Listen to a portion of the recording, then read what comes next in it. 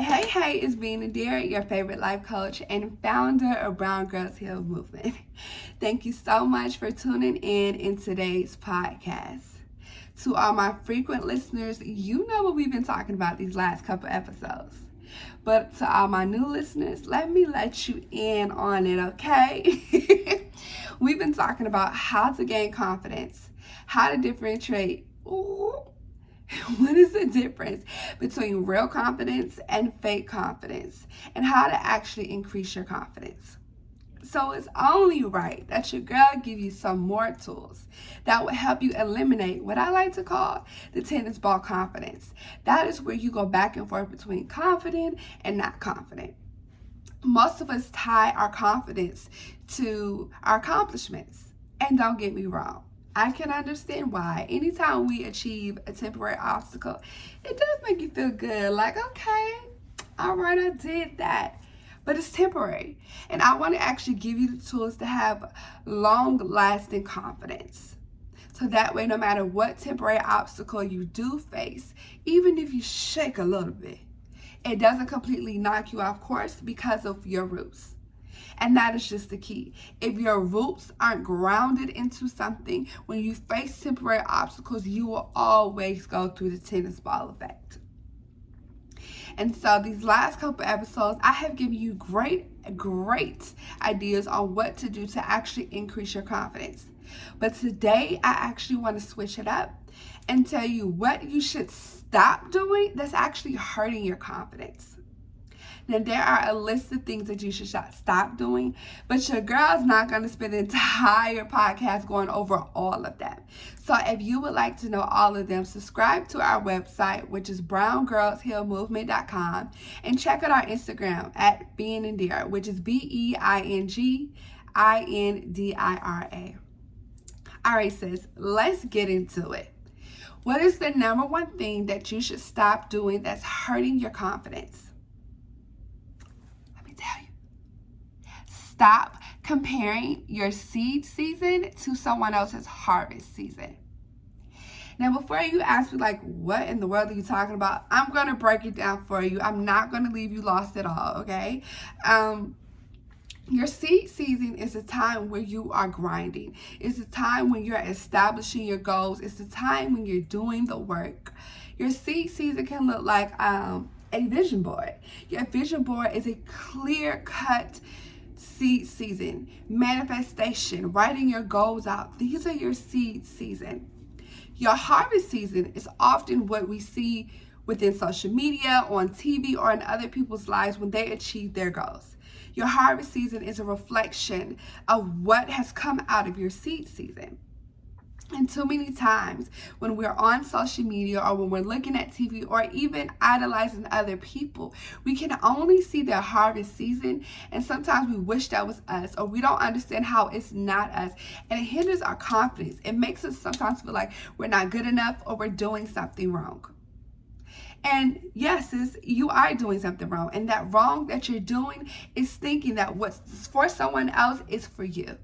You have to understand that what is for you is for you, and no one and nothing can take that.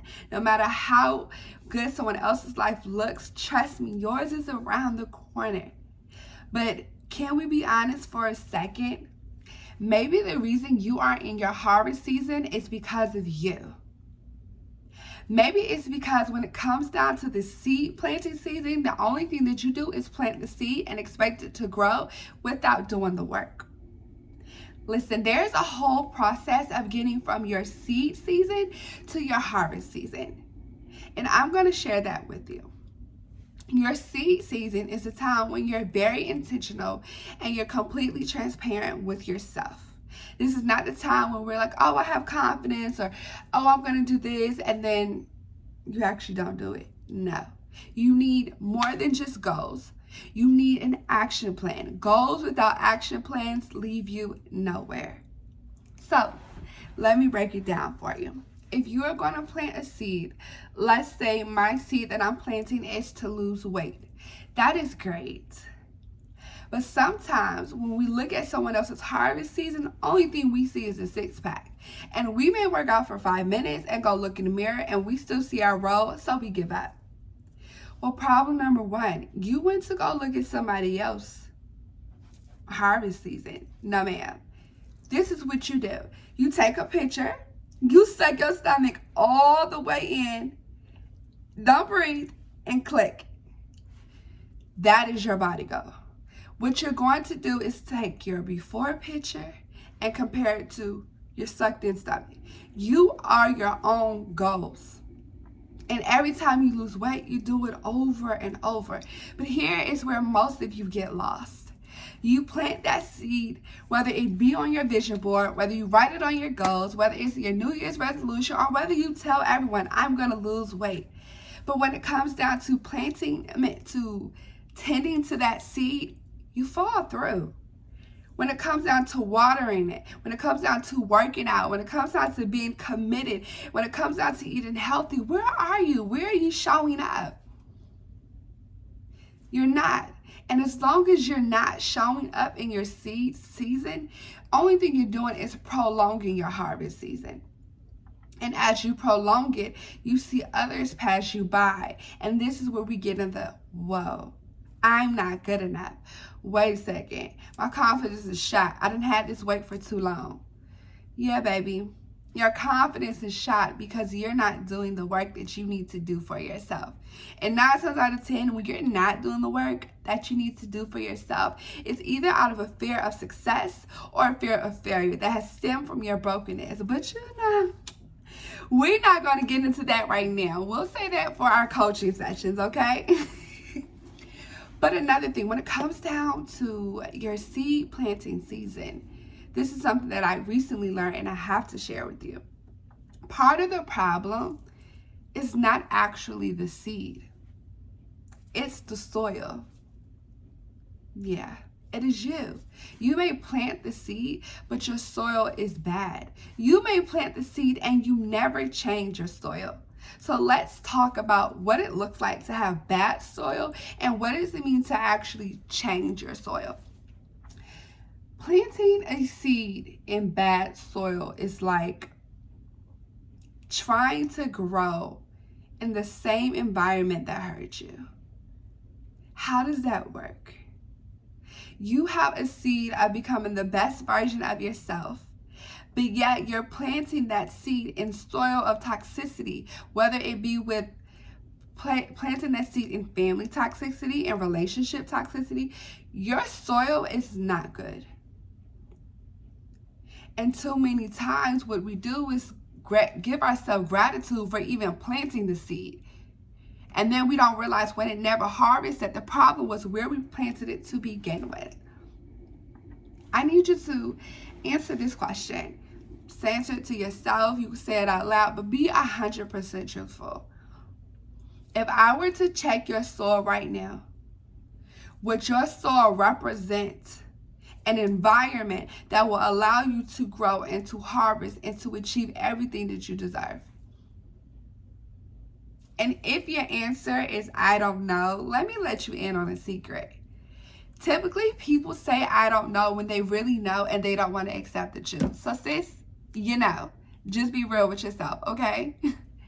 Your seed can only grow if you do the work, if you water to it, if you provide sunlight, and if you change the soil.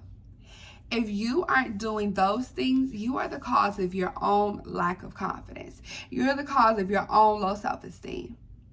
And some of us, we will actually get a seed and then give it to someone else for them to plant it, for them to help it grow, and for then when the harvest comes, we want to reap the benefits. Let me give you an example. Your seed is love. Your seed is self-worth. But you put your self-worth and love in the hands of someone else. And when they crush it and when they don't tend to it, your seed never grows. Well, sweetheart, it was never their seed to tend to begin with. So instead of you blaming other people, take accountability. Planting a seed sometimes requires you to plant it in soil that's not around any other flowers or any other plants. And that's difficult because sometimes we look at being alone as lonely. And that is a fear that we have to overcome. Just because you are alone, just because you are by yourself, it does not mean that you are lonely. What it means is that you're in preparation. What it means is that you're doing the work for that seed to start planting. And maybe if you plant near other flowers, you won't be able to grow as much. Some of you know this already. Some of you already know that you've been planting a seed right next to your best friend, or right next to their boyfriend, or right next to that family member, and yet you're like, I'm still not going. I'm writing my goals. I'm writing my dreams. I'm doing my vision boards. I am believing that I am going to achieve these goals, but it's not happening. Maybe because the seed that you put in the soil, where you put it, is attached to something that's hindering your growth. Your roots are the key, sis. They are the absolute key. It is the foundation of everything. If your roots aren't good, no matter how big and beautiful your plant may grow, when those roots crumble, so will everything else. And a lot of us are crumbling because when we look at our roots, when we look at the soil where we first planted our seed, it was not great soil. How do you know if you need to change your soil? I'm going to be 100% honest with you. If you asking me, do I need to change my soil? Or how do I know if I need to change my soil? Then you know you need to change your soil. What happens is your subconscious mind tries to speak to you, but our conscious mind will allow us to block thoughts and feelings that we're not ready to address. But that subconscious mind is going to sneak through anyway. And one of the ways of sneaking through is by asking, should I change my environment? I think I need to change my environment. But just to provide a little bit more clarity, here's how you know you need to change your environment. You're still in the same spot that you were a couple years ago, a couple months ago. That's one way you know you need to change your soul. And granted, before you give me the, oh, I've had a little bit of growth, I've had this, I need you to break it down. I had a client who told me, no, I have changed tremendously. I have true confidence and I trust myself. I said, you do? You trust yourself? But you literally just told me you are second guessing a decision to make a move. Where's the trust? Where is that? So too many times we lie to ourselves about where we really are. Your seed planted season requires you to be 100% honest and say, I don't have my shit together, and it is what it is. Until you can be honest with that, you can never actually work and do the work and move forward. Because all the work you're going to do is null and void. Because it's not working towards your true goals and aspirations. So, back to, how do you know you need to change your seed? Your soil. Again, you're not growing. 2, your soil is old. If you look around and the people that you are surrounded by are people who know who you were but don't know who you are, you need to change your soil. If the people you are around are a reflection of where you come from and not where you're going, you need to change your soil. If the people you are around are a reflection of who you are and not the woman you want to become, you need to change your soil. If the person is yourself holding you back, you need to change your soil. Once you have good soil, you can plant that seed and actually start doing the work for a harvest. Again, vision boards are a great way to plant the seed. However, vision boards are pictures and they give you a quick snippet of your future. But a vision board without an action plan gets you nowhere. So let's look at my vision board. I have, a lot of things that are on here. One of the things that I have are starve your distractions. And what does it mean to starve your distractions? Things such as television, things such as social media, things such as being in other one's business and talking with my friends or gossiping. Those are my distractions because it's distracting me from fulfilling my purpose. It's distracting me from doing the work for my seed to actually harvest. It's distracting me from the pain or the feelings that I don't want to necessarily address. So one of my goals, one of my seeds that I planted was to starve my distractions. Okay, that sounds really great. But how do you actually do it? How do you water that seed? How do you provide soil to that seed? How do you give sunlight to that seed? Okay, first things first, I had to identify what are my distractions. Like I told you, my biggest distraction is social media. For a lot of us, that is our distraction because on social media, the only thing we tend to see are people's harvest season. So it can misconstrue the reality of things, so it hinders our confidence. Social media is one of my biggest distractions. So I know I need to starve it. In order to starve it, I need to take that seed that's planted in social media and plant it somewhere else. That is how I'm changing the soil. Okay, now I need to water that soil.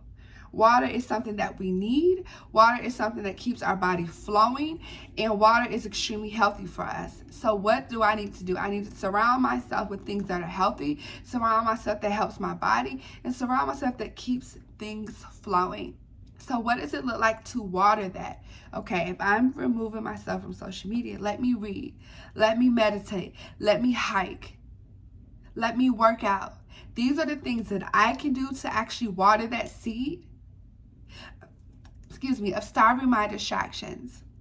When you have a distraction, you have to understand why you're being distracted. And your girl will be transparent with you. Success is sometimes my biggest fear. And sometimes I find myself using social media, TV, or other outlets to distract me from actually being successful. However, when I see everyone else's harvest, I sometimes question, wait a second, your girl's been doing this for years. Why am I not there? Oh, because what else I've been doing for years is planting seeds and expecting it to just remarkably grow. And I ain't even doing the work. No, ma'am, that's not how that works. So now we're going to feed our distractions by removing social media and limiting our television time. We're going to water our distractions by increasing what we do during this time that's healthy for our body, whether it be reading, whether it be meditating.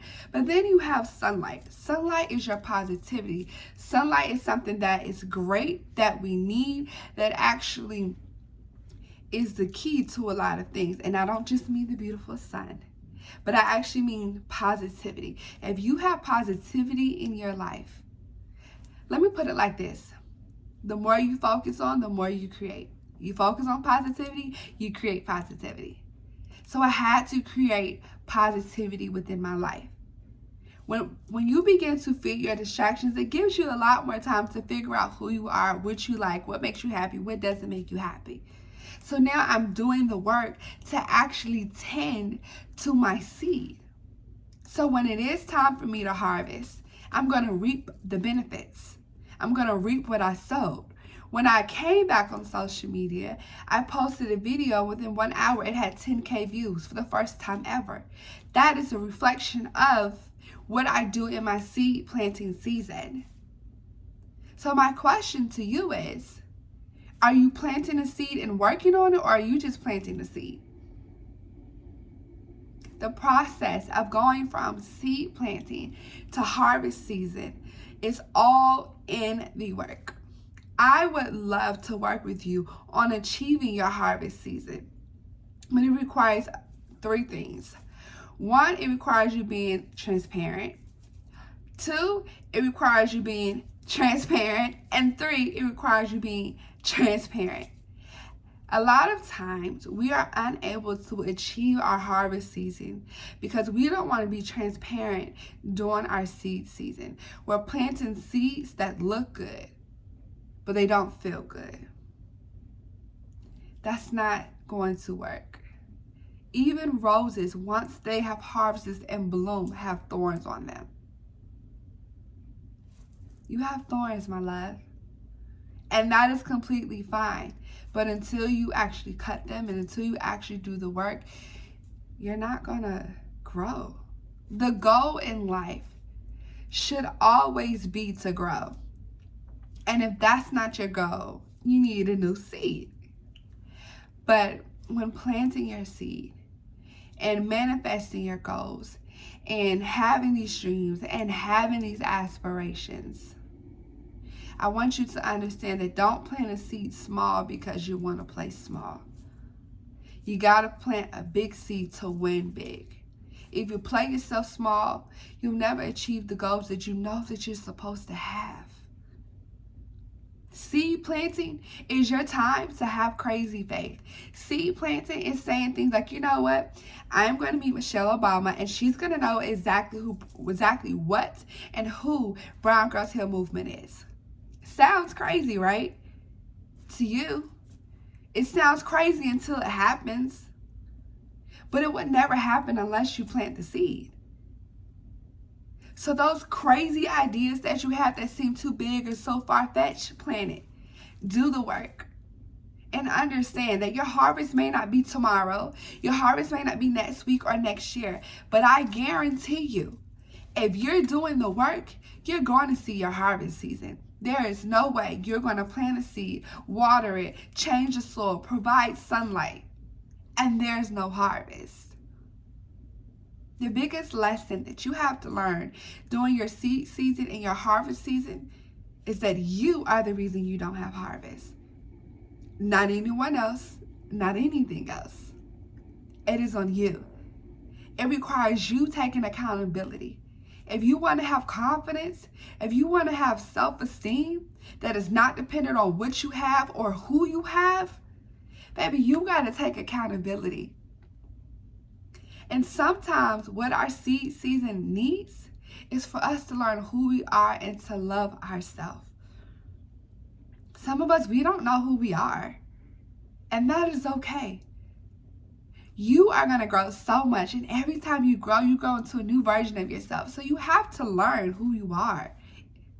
But some of us, we are still defined by who we were. So we can't even understand who we are to understand who we are going to become. And if that's you, don't worry. I got you.